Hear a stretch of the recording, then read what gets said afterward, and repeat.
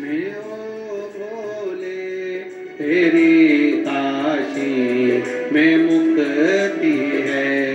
सुना रे गगन में ओ भोले तेरी काशी में मुक्ति, उसी मुक्ति को पाने को मैं काशी नगरी आई हूँ।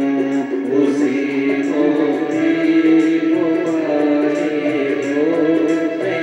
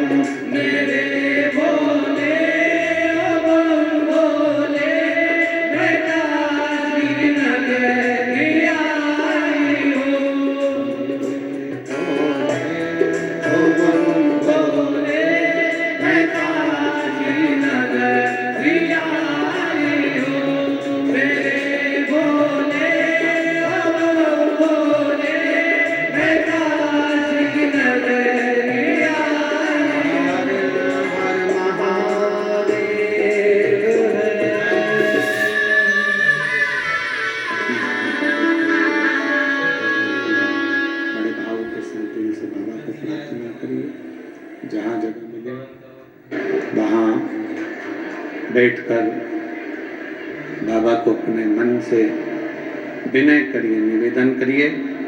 आज कथा का 7वां दिवस है।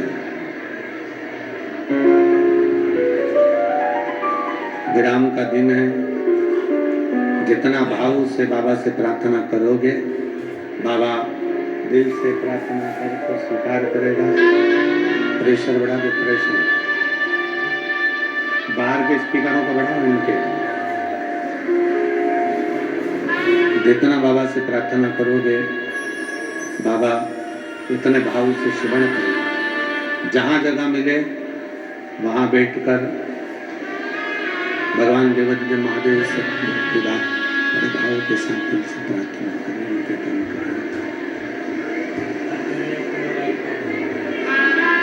सब साथ में बोलेंगे, दिल से बाबा से प्रार्थना करेंगे, निवेदन करेंगे, साथ में बोलेंगे, बाबा को दिल से विनय करेंगे।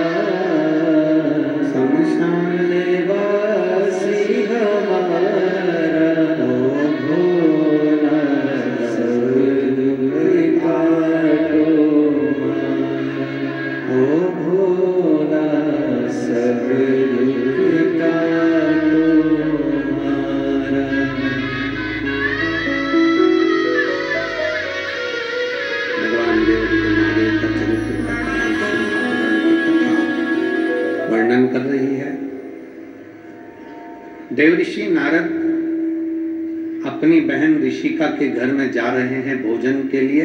बीच में भगवान श्री नारायण उनकी प्रसन्नता देखकर उनके पास चले। अभी कथा में कहा कि आपके चेहरे की प्रसन्नता परमात्मा को खींच कर आपके पास लेकर आ जाए। सबसे बड़ा उपहार, सबसे बड़ा गिफ्ट परमात्मा ने हर एक मनुष्य को दिया है तो उसके चेहरे की स्माइल दी, उसके चेहरे की प्रसन्नता दी। बोल बम का नारा है, सारी समस्या का हल।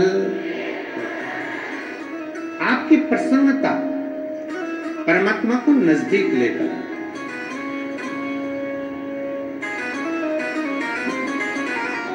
खिलता हुआ फूल अच्छा लगता है या मुरझाया हुआ फूल अच्छा लगता है? जम के बोलो जरा। खिलता हुआ। तो आपका चेहरा भी खिलता हुआ ही परमात्मा स्वीकार करता। बासी फूल तो भगवान के पास से भी उठाकर विसर्जन में डाल दिए जाते हैं। उसी तरह आपके चेहरे की प्रसन्नता, आपके चेहरे की स्माइल, आपके चेहरे की खुशी परमात्मा को करीब में लेकर आती है। नारद जी के चेहरे पर प्रसन्नता थी तो भगवान देव ऋषि नारद की प्रसन्नता देखकर भगवान विष्णु लक्ष्मी नारद जी से मिलने के लिए चले। बीच मार्ग में रुके। बीच मार्ग में भगवान नारायण नारद जी को देखकर रुके। पूछा, नारद आज आपके चेहरे पर बड़ी प्रसन्नता है, बहुत खुश हो रहे हो आप। आपके चेहरे की इतनी प्रसन्नता कारण क्या है? क्या कारण है जो आप इतने प्रसन्न नजर आ रहे हो? किस चीज की प्रसन्नता? आप यहां से जाएं तो आपके चेहरे पर प्रसन्नता होना चाहिए। घर के लोग पूछें कि इतनी प्रसन्न क्यों दिख रही है, तो वहां जाकर तुम भी कह सको कि लुटा दिया भंडार काशी वाले, कर दिया माला माल काशी वाले, जो जैसी भावना लाया वो वैसा ही फल पाया, जो जैसी भावना लाया वो वैसा ही फल पाया, नहीं खाली उसे लौटाया वो मन ही मन हर्षाया, नहीं खाली उसे लौटाया वो मन ही मन हर्षाया, अरे कर दिया माला माल काशी वाले ने, लुटा दिया भंडार काशी वाले ने, कर दिया माला माल काशी वाले ने, लुटा दिया भंडार काशी वाले। आप यहाँ से जाने पर, घर पर जाने के बाद आपके चेहरे की प्रसन्नता कोई पूछे कि तुम इतनी प्रसन्न क्यों हो, तो उसको बता देना कि मेरी प्रसन्नता का कारण मेरे देवाधिदेव महादेव को मैं अपने मन की बात कहकर आ गई हूँ। अपने दिल से 7 दिन रहकर गंगा स्नान कर कर बाबा विश्वनाथ से मैं अपने मन की बात कहकर आ गई हूँ। और रोज गंगा नाव से पार करती थी, फिर आती फिर जाती। मतलब मैं जान गई कि सतुआ बाबा ने भी बड़ी समझदारी से ये कथा को रखा गंगा के पार, इसलिए कि तुम्हारी नैया विश्वनाथ पार कर दे, इसलिए कथा इस पार है। ये विश्वनाथ बाबा तुम्हारी नैया पार कर दे, ये सोच कर, ये विचार कर गंगा के पार इस कथा को रखा है।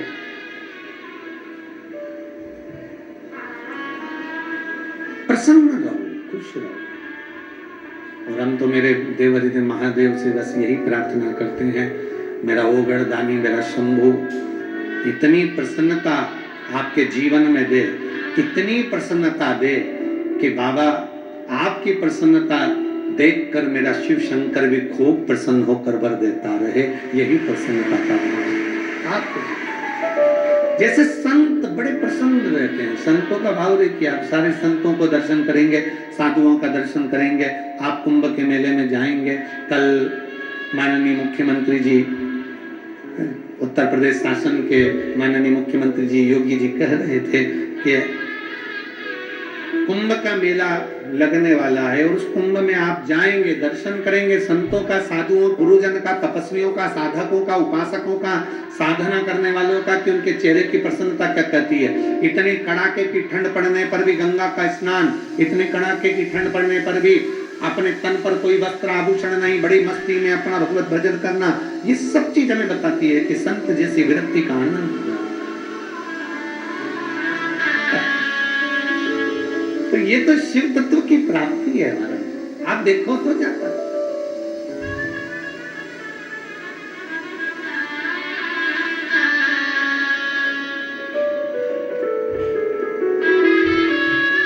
कुंभ के मेले में जाओगे कि ना जाओगे? जम के तो बोलो जरा, पर अकेले मत जाना। पड़ोसन, पड़ोसन और पीछे वाली धड़ोसन सबको ले जाओ।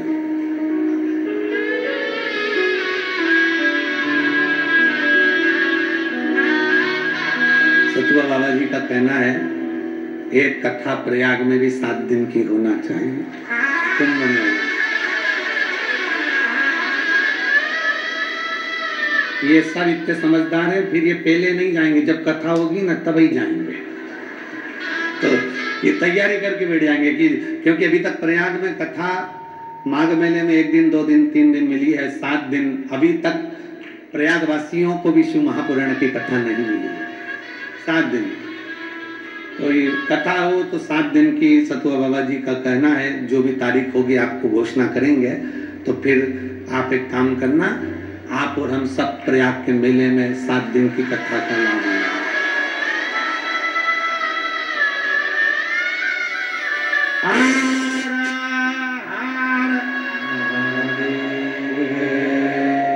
पर बाबा जी से निवेदन है, यहाँ जितने पंडाल लगे हैं उससे थोड़ा और बड़े बड़े और पंडाल लगे, जिससे शिव भक्त कथा का लाभ ले। क्योंकि अब इन सबको मालूम पड़ गया है, तो ये कुंभ के मेले में तभी जाएंगे जब शिव पुराण की कथा होगी। तो ये विचार करके बैठे, त्रिवेणी का स्नान और शिव महापुराण और दोनों का संगम। अब अभी ये स्थिति है तो वहां की थोड़ा सोचना स्थिति विचार और संभालेंगे। विश्वनाथ ये भी पाएंगे, ये भी तो पूछेंगे, तो बाबा विश्वनाथ स्वयं आके संभाले। और बड़े भाव से प्रयागराज की धरा पर भी 7 दिन की कथा कुंभ मेले में होगी, उसकी सूचना हम आपको दे देंगे कथाओं के माध्यम से। और अब ठंड चालू हो गई है, इसलिए आप लोगों से एक निवेदन है, सिरपुर की कथा 1 तारीख से 7 तारीख तक है, फिर मेरठ की कथा 15 तारीख से 21 तारीख तक है। जो रात्रि विश्राम करने वाले रहते हैं उनसे निवेदन है, थोड़ा ठंड का ओढ़ने का बिछाने का साथ लेकर चला करो। थोड़े से गुड़ के लड्डू अच्छे बढ़िया जोरदार, बादाम बादाम पीस के और अच्छे सब मिलू के बनाओ, तुम भी खाओ और हमको भी खवाओ, और बड़े प्रेम से भगवान की कथा सुनते जाओ। तो अपनी ठंड की व्यवस्था भी अब थोड़ा, कथाएं जो आगे हैं 1 तारीख से 7 तारीख तक सिरपुर में 1 बजे से 4 बजे तक कथा होगी, उसका भी स्मरण करें। आज तो ये कथा विराम हो जाएगी। 29 तारीख को कृष्णेश्वर ज्योतिर्लिंग पर हम बाबा के दरवाजे पर रहेंगे, वहाँ 2 घंटे का संतों से मिलन करना है, वो मिलन करेंगे। और 30 तारीख को फिर राघव जी की जो कथा कृष्णेश्वर महादेव चल रही है उसमें 2 दिन रुककर फिर हम सिरपुर महाराष्ट्र के लिए वहीं की वहीं पहुंचेंगे। बड़े भावों से कथा का लाभ ले रहे, चेहरे की प्रसन्नता कम मत हो। भगवान नारायण और माता लक्ष्मी थोड़ी मिठास करिए, इसको थोड़ा मीठा करिए, मीठा करो उसको। प्लेन प्लेन हो रहा है पूरा, चेहरे की प्रसन्नता कम ना होने दे। भगवान नारायण माता लक्ष्मी जी ने पूछा,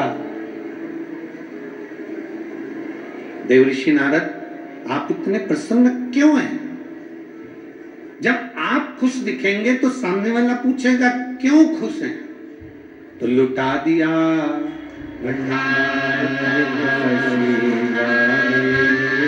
कर दिया माला, चेहरे की प्रसन्नता क्यों है वो पूछें। एक पत्र है,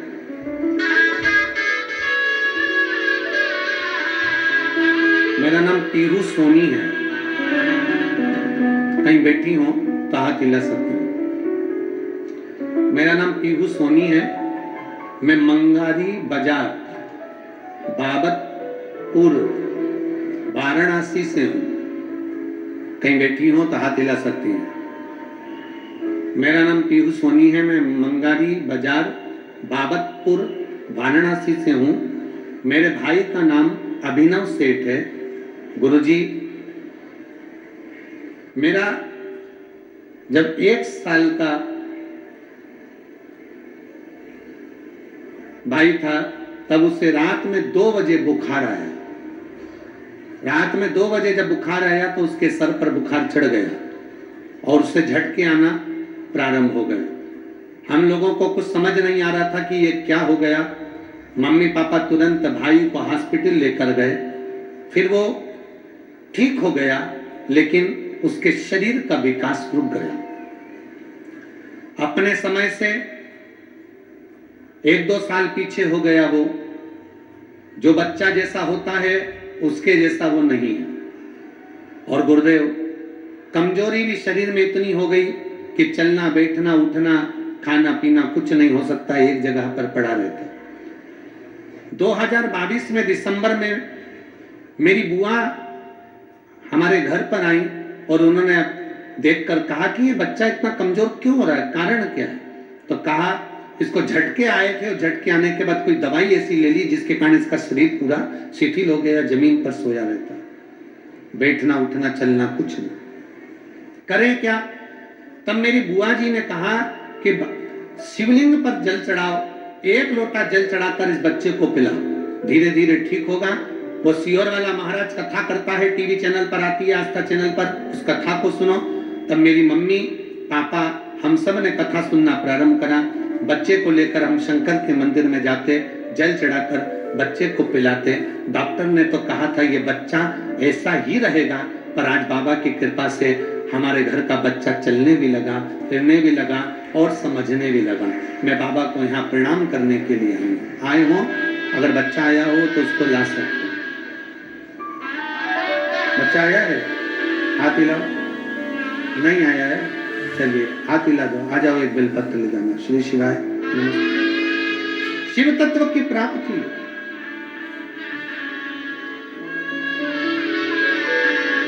क्या दिया कैसे दिया मेरे बाबा ने हमको नहीं मालूम, पर यह पक्का है कि 7 दिन की शिव महापुराण की कथा जो बाबा विश्वनाथ की धरा पर मां गंगा के तट पर जैसा प्रसन्नता देकर जाओगे, वैसी प्रसन्नता मेरा बाबा तुम्हारे घर पर जाकर तुम्हें प्रदान करते। वो प्रसन्नता मन में क्लेश लेकर, मन में अशांति लेकर, मन में विघ्न लेकर, मन में असंतोष लेकर हम अपने घर को ना जावे, अपना चेहरा उतार कर हम अपने घर को ना जावे। मेरे बाप के घर से, मेरे पिता के घर से, मेरे विश्वनाथ के घर से जाना तो जैसे एक बेटी मायके से जब ससुराल पहुंचती है तो उसके चेहरे की चमक होती है, वैसे ही विश्वनाथ की धरा से तुम्हारे चेहरे की चमक होनी चाहिए। हम जो बोएंगे वो हम काटेंगे। हम अगर प्रसन्न होकर अगर यहाँ से जा रहे हैं तो मेरा बाबा भी तुमको प्रसन्नता का भाव रखेगा। भीतर से दिल दुखा कर नहीं, हृदय को अशांत कर कर नहीं, बड़ी खुशी के साथ जाते, बड़ी खुशी के साथ जाए। वो देने वाला देता है। बाबा विश्वनाथ की कृपा होती है। बाबा विश्वनाथ करुणा करता है, दयालु है वो, दातार है वो, करुणा सागर है वो। देवऋषि नारद, आप इतने मुस्कुरा क्यों रहे? देवऋषि नारद, तुम्हारे चेहरे पर इतनी प्रसन्नता क्यों है? कारण क्या है तुम्हारी प्रसन्नता? क्यों प्रसन्न? नारद जी कह रहे हैं, आज पहली बार मेरी बहन ऋषिका ने मुझे भोजन करने के लिए बुलाया है। अब जरा विचार करिएगा, बहन के दरवाजे पर, संत के दरवाजे पर, गुरुजन के दरवाजे पर, परमात्मा के दरवाजे पर या किसी तीर्थ में तो अपने चेहरे को प्रसन्न कर कर जाना कि मैं अपनी बहन के घर जा रहा हूं। प्रसन्नता है सतगुरु के यहाँ।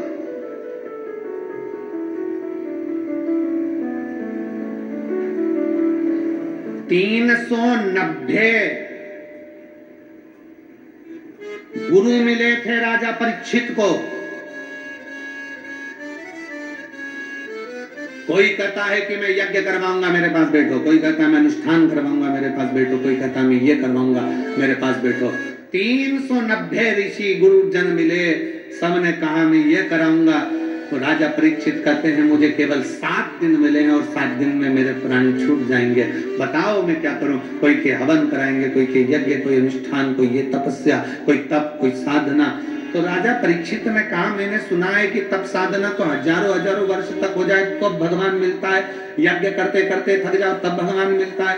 कोई साधारण सा सरल सा तरीका बता दो जिससे परमात्मा मिल जाए। 390 गुरु मिलने के बाद 391 नंबर के थे श्री सुखदेव जी महाराज, जो शंकर का एक अंश थे, जिन्होंने राजा परीक्षित को शिव कथा, श्रीमद् भागवत कथा श्रवण करा दी थी। 391 नंबर आखिरी में। और राजा परीक्षित ने कहा मुझे सर्प डसेगा, मुझे सर्प डसेगा, सांप मुझे डसेगा। तो राजा परीक्षित के शब्द सुनकर भगवान शंकर के, जिन्होंने शंकर भगवान के मुख से कथा सुनी हो, तोते के बच्चे के रूप में अंडे में से बाहर निकलकर कथा जो सुने हो, वो तोते के बच्चा सुखदेव के रूप में जो प्रगटा हो, जिसने शिव जी के मुख से कथा सुनी हो, फिर उसको दूसरी कथा का स्मरण नहीं होता।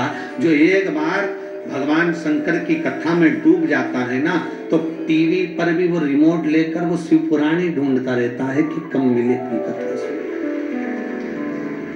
कह दिया सुखदेव जी महाराज ने राजा परीक्षित से, परीक्षित सुन, तुझे 7 दिन मिले, 7वें दिन तक्षक नाग डसेगा।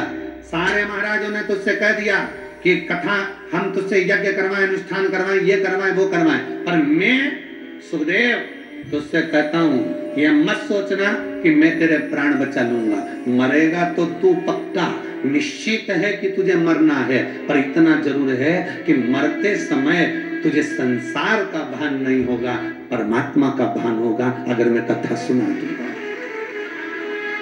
शिव महापुराण की कथा करती क्या है? शिव महापुराण की कथा बस यही करती है कि तुम्हारे दुख को शिव महापुराण की कथा काट नहीं सकती, तुम्हारी तकलीफ को नहीं काटेगी, तुम्हारे कष्ट को नहीं काटेगी। शिव महापुराण की कथा क्या करेगी? तुम्हें अंदर एक बल उत्पन्न करेगी। सामने अगर तुम्हारे दुख आ भी गया तो तुम में वो बल रहेगा कि उस दुख को तुम कैसे समाप्त कर सकते हो, कि शिव पुराण की कथा बता देगी। इसलिए सारी समस्या का हल एक लोटा जल। ये शिव महापुराण की कथा सारी समस्या, एक लोटा जल, शिव महापुराण की कथा, ये दे देती। आपके जीवन में जो तकलीफ, आपके जीवन में दुख, आपके जीवन में कष्ट, आपके जीवन में जो तकलीफ है, आपके जीवन में जो कष्ट है, आपके जीवन में जो दुख है, आपके जीवन में जो कष्ट, तकलीफ, दुख है, वो आपके जीवन का दुख, तकलीफ, कष्ट केवल आपके एक लोटा जल से मिट सकता है। आपके भीतर का भाव आप प्रकट करिए, शिव तत्व को अपने भीतर प्रकट करिए, अपने भीतर शिव तत्व को प्रकट करें।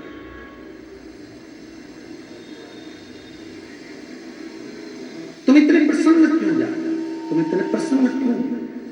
मैं अपनी बहन के घर जा रहा हूं। आप सब लोग शंकर जी के मंदिर में एक लोटा जल चढ़ाने जाते हो? जम के बोलो जरा, जाते हो? प्रसन्न काम में जाते हो? घर से लड़कर नहीं, झगड़कर नहीं, क्लेश कर नहीं। अगर घर में लड़ाई हो गई ना, झगड़ा हो गया, तो थोड़ा रुक जाओ, अब थोड़ी देर से जाऊंगी, पर मुख उतार कर झगड़ा करके लोटा लेके भाग के शंकर के मंदिर नहीं जाऊंगी। चाय रख दी चूल्हा पे, इतनी देर में चाय तपेगी जब तक मैं लोटा जल चढ़ा के आती हूँ। शंकर भगवान टेंशन में हो गए, चाय देखूं कि तुझे देखूं। शिव जी टेंशन, तू तो चाय रखकर चली गई, किसके भरोसे? चाय रखकर किसके भरोसे गई? अरे भाई, शिव महापुराण की कथा कहती है, जितनी देर हम भगवान के मंदिर में रहते हैं, जितनी देर हम परमात्मा की शरणागति में रहते हैं, उतनी देर परमात्मा को तुम्हारे घर की चौकीदारी करना पड़ती है।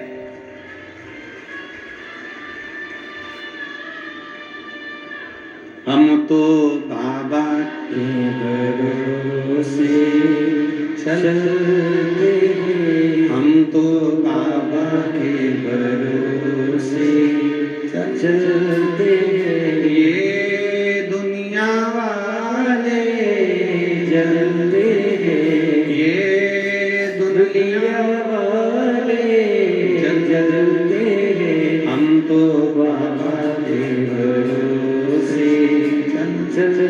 जितनी देर तुम भगवान के मंदिर में रहते हो, जितनी देर तुम सत्संग में रहते हो, जितनी देर तुम भगवान की, राजा जनक जी की कथा कहती है, राजा जनक जी के गुरु कथा कहने बैठते थे, जब तक जनक जी नहीं आ जाते थे तब तक कथा नहीं कहते थे।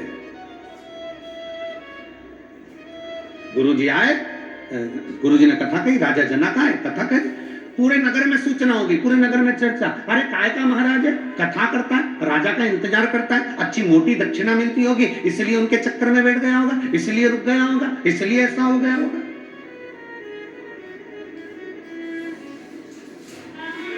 राजा जनक की नगरी में गुरु ने लीला रच दी, आग लगी, सूचना देने वाला आ गया, महाराज पूरे नगर में आग लग गई, जितने कथा सुनने वाले थे सब बच गए, एक अकेले राजा जनक बैठे रहे, अकेले राजा जनक कथा सुनते रहे।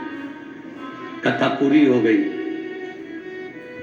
जैसी कथा पूरी हुई सारे गांव के लोगों ने कहा जनकपुरी के नगर में आग लगी है, सब चले गए, आप नहीं गए। राजा जनक कहते हैं, मेरे गुरु कहते हैं, हम जिसकी कथा सुनने बैठे हैं वो हमारे घर पर चौकीदारी कर रहा है, वो हमारे घर पर चौकीदारी कर रहा है, हम उसके आश्रित होकर बैठे हैं ना। यहाँ किसके भरोसे पर बैठे हो तुम? सीहोर वाले महाराज के भरोसे पर नहीं, यहाँ विश्वनाथ के भरोसे पर बैठे हो।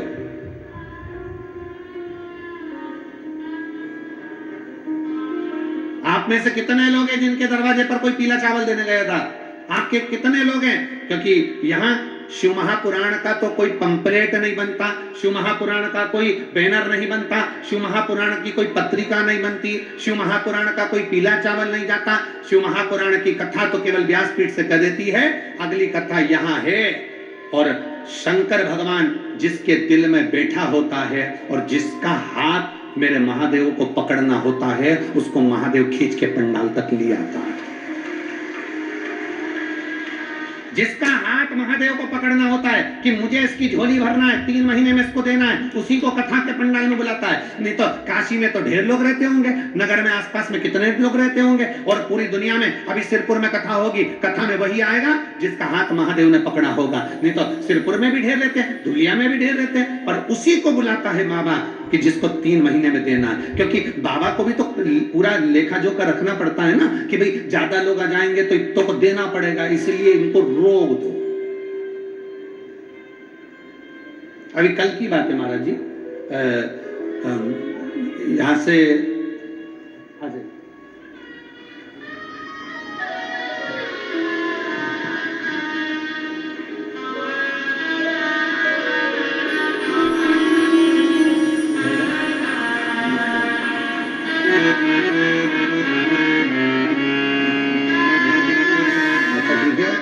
आराम है, इसको एक बेलपत्र, इसको एक उसकी बेलपत्र,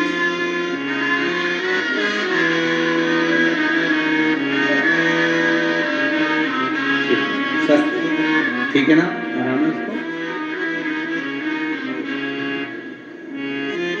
शिव तत्व की प्राप्ति शंकर की। कल महाराज जी परसों के दिन यहां से नाव उधर जा रही थी और उधर से भरकर नहीं भेज रहे थे, उधर से कहे पहले इधर को निकालो, पूरे इधर से निकालो, पहले इधर के पहले उधर पहुंच जाए, फिर उधर से नाव भर के भेजे। उधर से खाली आ रही थी पर इधर से भर के भेज रहे थे। लोग इतने समझदार थे, वो दूसरे के घाट पे पहुंच गए और दूसरे घाट से नाव लेके आ गए। आता वही है जिसका हाथ मेरे महादेव को पकड़ना है। आप बैठे हो ना इतनी संख्या में, मेरे शंकर भगवान ने आपको बुलाया है, क्या पता क्या देगा तुमको, कितना देगा तुमको। हो सकता है अगली कथा के यजमान तुम बन जाओ, इतना लुटा देगा, इतना लुटा देगा, कम ना देता। वो कुबेरेश्वर महा, उसको कुबेर भंडारी कहते हैं, भंडारी।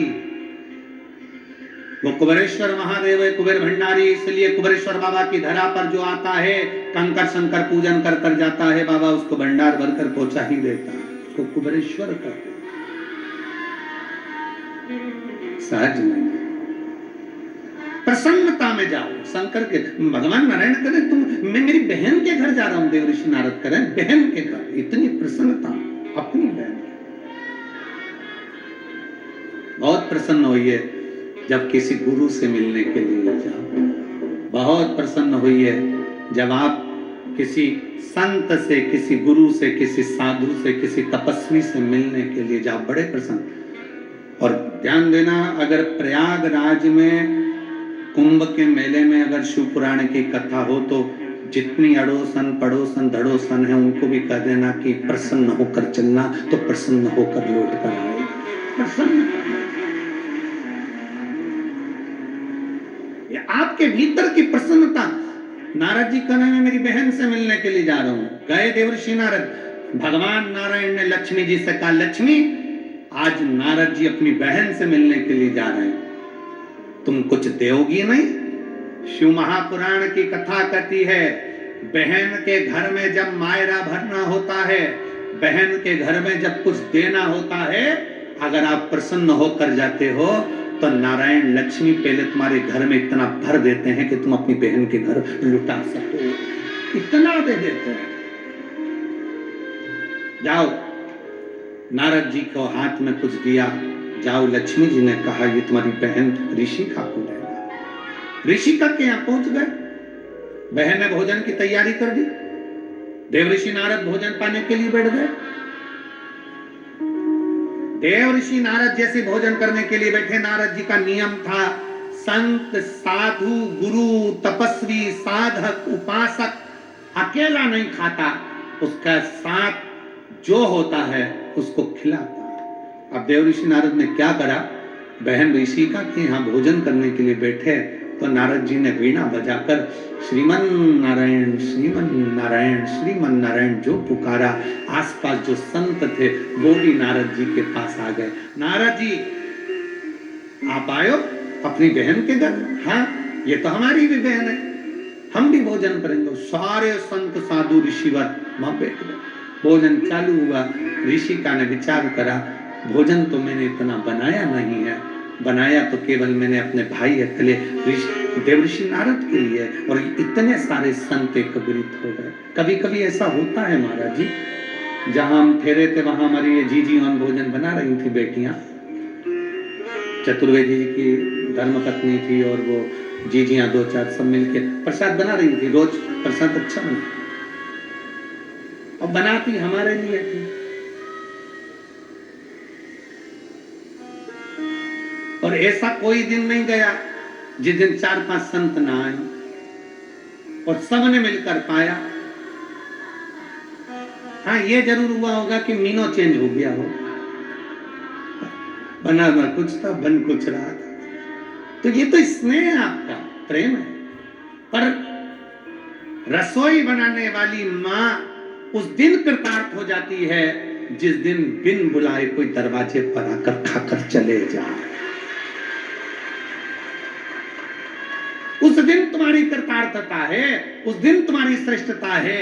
मेरी भारत भूमि की माताओं से निवेदन, मेरी जीजियों से निवेदन है, भोजन बनाते समय मन में एक भाव उत्पन्न करना कि आज कोई बिन बुलाए आए और आकर कहे कि मुझे भूख लगी है, भोजन दे दीजिए, भूख लग रही है, लाओ मुझे पेट भरकर भोजन दो। समझ लेना उस दिन मेरा विश्वनाथ उस रूप में आकर तेरे पास खाकर चले गया है। उस दिन मेरा बाबा जीवन कर गया। कोई आए अनायास, कोई पहुंचे अनायास और कहे भूख लगी है, दीजिए भोजन।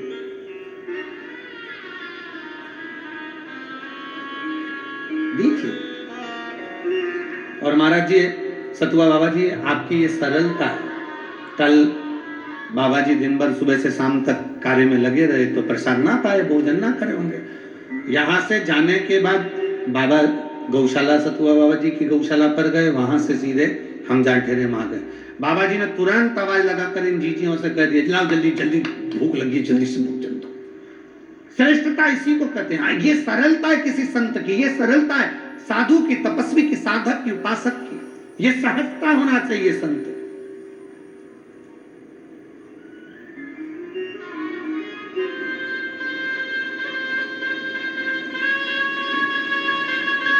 और ये सहजता, ये सरलता कोई साधारण नहीं है। कोई सतगुरु की शरणागति ऐसी ग्रहण करो जो गुरु स्वयं भी प्रेरणा देवे और आप भी प्रेरणा लेवे। जब गुरु सरलता से भोजन पावे तो उसका शिष्य भी सरलता से भोजन पाता है। सहजता है। सर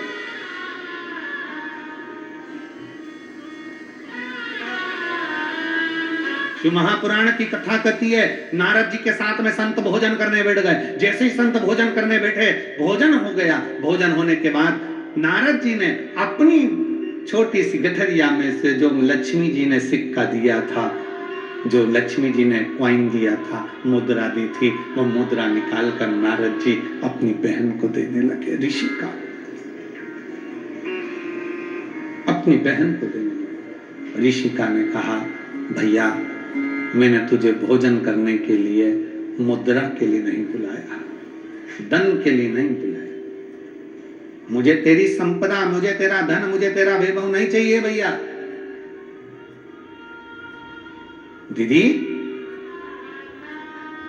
ऋषिका, यहां जब मैं आ रहा था तो देव ऋषि नारद कहते हैं, भगवान नारायण लक्ष्मी प्रसन्न हुए कि बहन के घर जा रहे हो तो खाली हाथ मत जाना, कुछ देकर आना, कुछ देकर आना।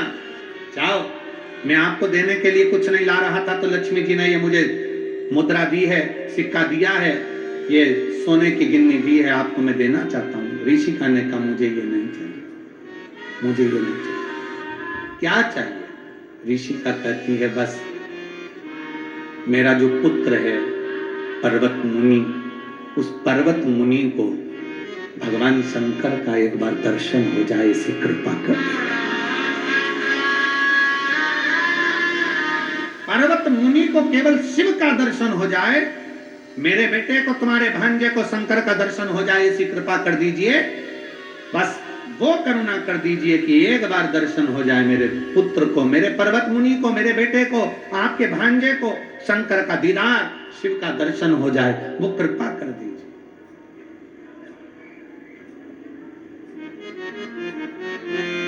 देव ऋषि नारद ने कहा अपनी बहन ऋषिका से, ऋषिका सुन, अगर तू नारायण का दर्शन मांगती ना तो मैं अभी ले जाकर करा देता।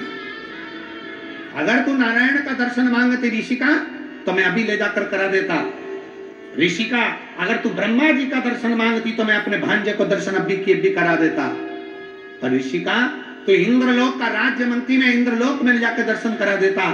पर ऋषिका, तूने मांगा भी तो देवादिदेव महादेव को मांगा, दर्शन भी मांगे तो शंकर के मांगे, शिव के। तो ऋषिका ने कहा, मैंने शंकर जी के दर्शन तो मांगे हैं, नारायण के दर्शन तो मैं मांगती तो नारायण का तप करता तो दर्शन हो जाते, ब्रह्मा जी का तप करता तो दर्शन हो जाते, तो शंकर भगवान का तो तप करने की जरूरत ही नहीं है। ऋषिका कह रही है, शंकर का दर्शन तो जल्दी हो सकता है। अरे ऋषिका, तू समझ नहीं सकती, शंकर भगवान को पाने के लिए सबसे कठिन चीज दुनिया की चाहिए, सबसे कठिन।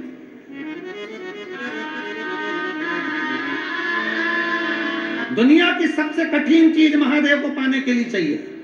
भगवान को, नारायण को पाने के लिए तप साधना करिए, भगवान मिल जाएंगे, यज्ञ अनुष्ठान करिए, भगवान मिल जाएंगे। ब्रह्मा जी को पाने के लिए तप साधना करिए, यज्ञ अनुष्ठान करिए, ब्रह्मा जी मिल जाएंगे। पर शंकर जी को पाने के लिए सबसे कठिन दुनिया की चीज चाहिए, वो दुनिया के लोगों के पास होती ही नहीं है।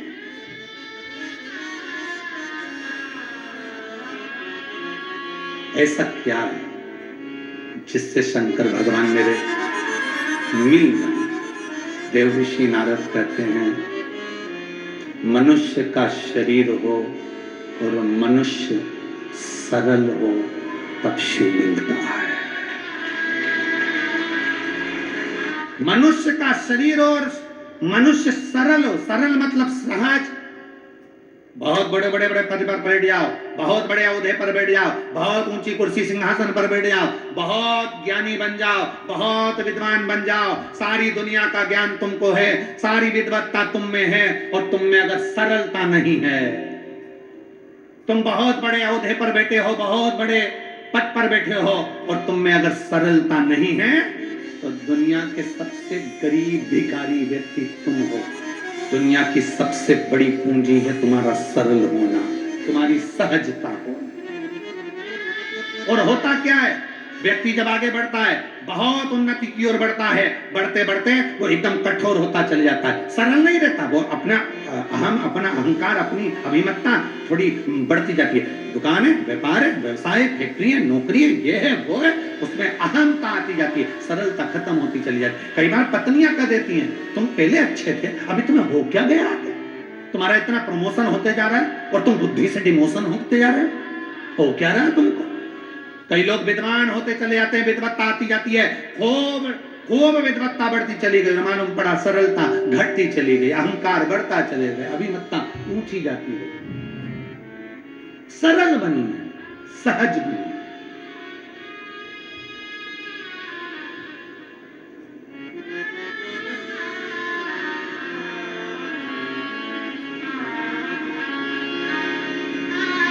और जितनी सरलता आपके भीतर होगी उतनी जल्दी शिव तत्व प्राप्त हो जाए। कितने सरल हैं शंकर भगवान। शंकर भगवान को पाने के लिए आडंबर की जरूरत नहीं है, शिव जी को पाने के लिए दिखावे की जरूरत नहीं है, शंकर को पाने के लिए तुम्हारे को छल छिद्र बेईमानी की जरूरत नहीं है। शंकर को पाने के लिए तुम्हारी केवल एक भोलापन, तुम्हारी सरलता, एक लोटा जल लिया, शिव जी के मंदिर पहुंच गए, जैसे थे वैसे शंकर को भज लिया, शंकर तुम्हारे हो गए और तुम शंकर के हो गए, बस शिव मिल गया। ये सरलता होना चाहिए।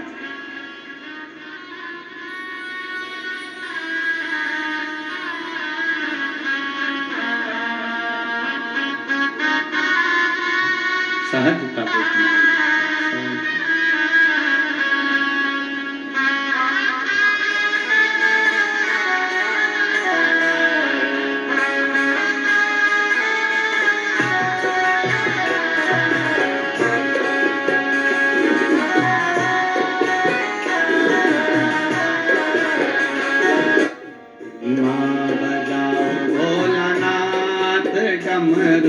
धीमा बजाओ, धीमा बजाओ भोलानाथ डमरू, धीमा बजाओ, धीमा बजाओ भोलानाथ डमरू, धीमा बजाओ, धीमा बजाओ भोलानाथ। दोनों हाथों से धीमा बजाओ, धीमा बजाओ भोला, धीमा बजाओ, धीमा बजाओ भोला, धीमा बजाओ, धीमा बजाओ भोला, धीमा बजाओ, धीमा बजाओ भोला, धीमा बजाओ, धीमा बजाओ भोलानाथ डमरू, धीमा बजाओ, धीमा बजाओ भोलानाथ डमरू, धीमा